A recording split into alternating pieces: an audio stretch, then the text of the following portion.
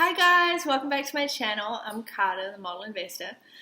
Today I want to talk briefly about, I'm going to stick to my theme at the moment of roadblocks and discussing things that inevitably go wrong when you are investing in real estate. So today's story actually happened a couple of months ago. I received a notice from the Department of Finance in Syracuse in regard to one of my single family properties.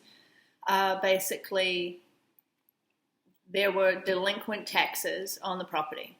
Now, when I first read this notice, I was like, oh, this can't be my property. It must be the neighbor's. Like, there's no way that we have delinquent taxes on that. Then I looked at it more closely, and I looked it up online, and sure enough, there had been a tax payment that was missed shortly after we closed on the property. So we closed on the property in February of 2017, and this tax installment was not paid in April. So I'm like, this has to be a mistake somehow.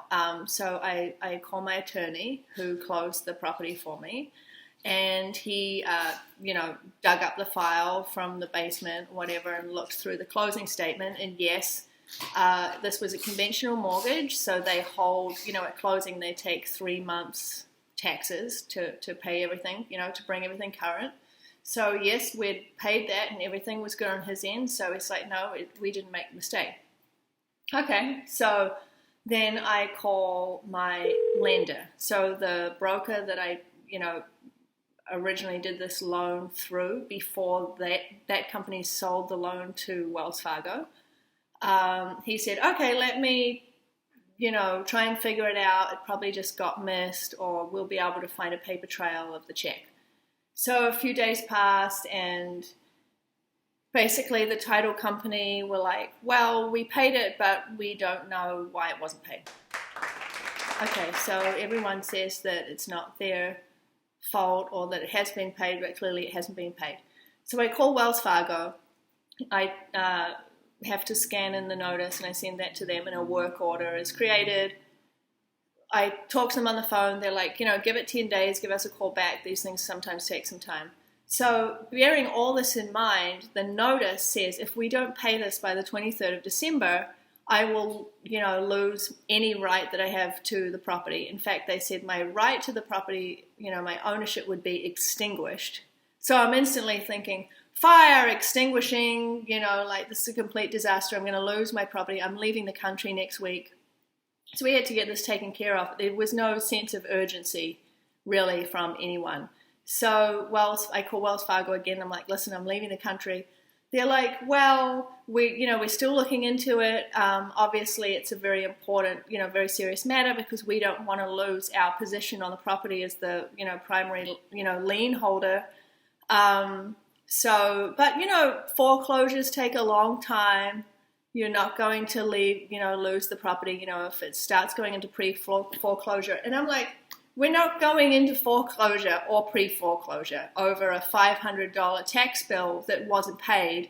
I am just going to pay it myself. So I call the county. I talked to a lovely lady up there, Jennifer.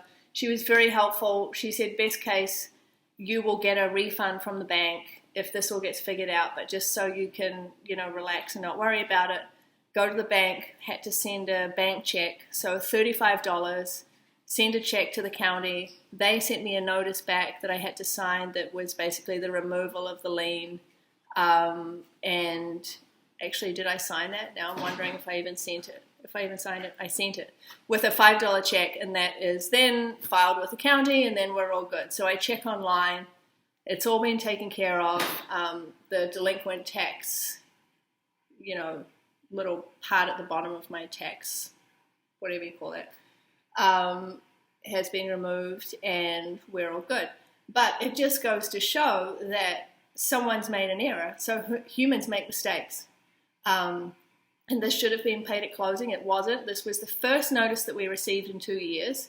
The bank were none the wiser. They had no idea that this was even, that this hadn't been paid. And so, if there's anything I learned from this, or that you can learn, is that just because your mortgage company or your bank pays out of your escrow that they pay the taxes doesn't mean it's getting paid. There could be some mistakes out there. So from now on, every 6 months, I'm just going to log on to the county tax wherever my properties are, make sure that everything's up to date, nothing's been missed, and to avoid the situation. I don't know what would have happened if I hadn't have received that one notice, because I only received one notice, and half the time our mail doesn't even get delivered, or it disappears somewhere. We don't know where. So if I wasn't even aware of that notice, I wouldn't have known to even pay it. So, it's kind of a scary situation. I do not want a tax lien on any of my properties, and it's a bad look. I'm not that kind of landlord or owner that I would let taxes go on that long. So anyway, I'm pleased I got that sorted before the end of the year, but I was just like, wow, how did that even happen? And why is no one taking responsibility for it or trying to do anything about it with any kind of sense of urgency? So anyway, that was my last roadblock story of the year. Hopefully, I'm off to New Zealand next year. I will be doing a post from Summary, New Zealand. I said next year, next week. So I will have some kind of adventure story for you over there, and I'll think of something to talk about, no doubt. So I will post again next week, and I will see you from New Zealand. Bye.